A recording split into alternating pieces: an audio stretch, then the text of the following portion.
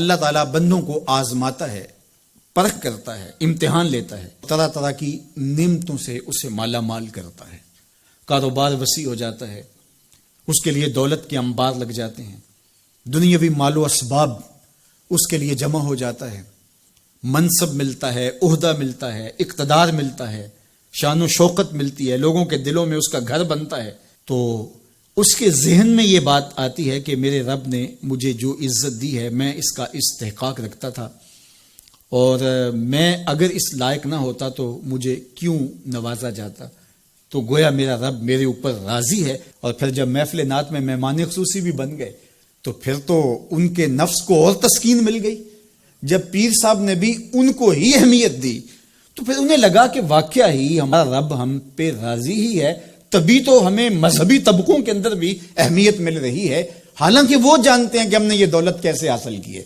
وہ جانتے ہیں کہ ہمیں سجدے کی توفیق نصیب نہیں ہے، وہ جانتے ہیں کہ آج اس محفل میں مہمان خصوصی سے تو کل ہم شراب خانے میں تھے، انہیں پتہ ہے،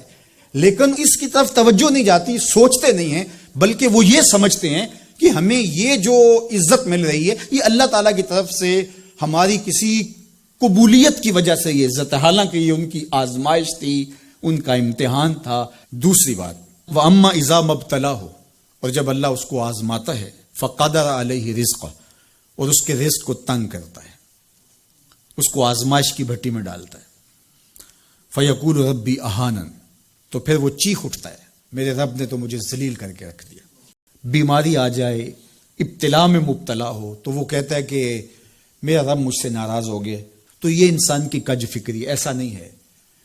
کسی شخص کو دولت کا دیا جانا یہ اللہ کی رضا کی دلیل نہیں ہے، اور کسی شخص کو غربت کے امتحان میں ڈالا جانا یہ اللہ کی ناراضگی کی دلیل نہیں ہے۔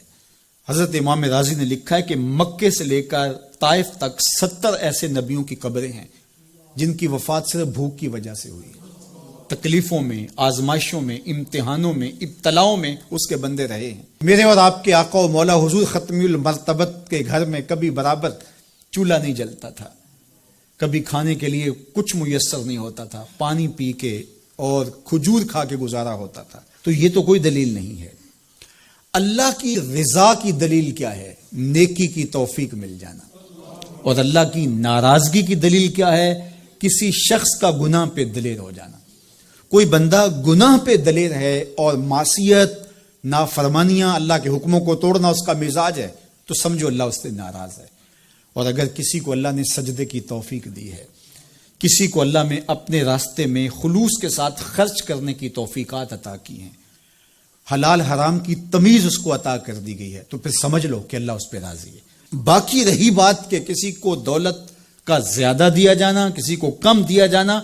تو یہ آزمائش ہے۔ اب جو اہل ایمان ہیں، اللہ کے بندے ہیں، وہ کیا کرتے ہیں؟ جب دولت زیادہ ملتی ہے، اقتدار ملتا ہے، منصب ملتا ہے، تو صرف اللہ کے شکر کے دائرے میں آ جاتے ہیں، اور جب مصیبت آتی ہے، تکلیف آتی ہے، اذیتوں میں مبتلا ہوتے ہیں،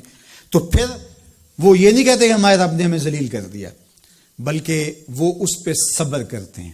اور اللہ کے حضور دعائیں کرتے ہیں، التجائیں کرتے ہیں کہ مالک تو نے جو جس آزمائش میں ڈالا ہمیں پورا اترنے کی توفیق نصیب فرما، ہماری سفید پوشی کا بھرم نہ ٹوٹے،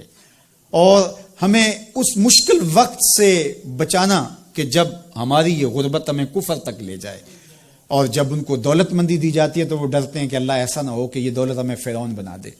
یہ دولت ہمیں نمرود بنا دے، ہمارے اندر بخل پیدا ہو، تکبر پیدا ہو، ہمارے اندر غرور پیدا ہو، تو وہ اس حالت کے اندر اللہ تعالیٰ کا شکر یا دوسری حالت میں اللہ کے حضور صبر کی توفیق مانگتے ہیں اور صبر کے ساتھ اپنی زندگی گزارتے ہیں۔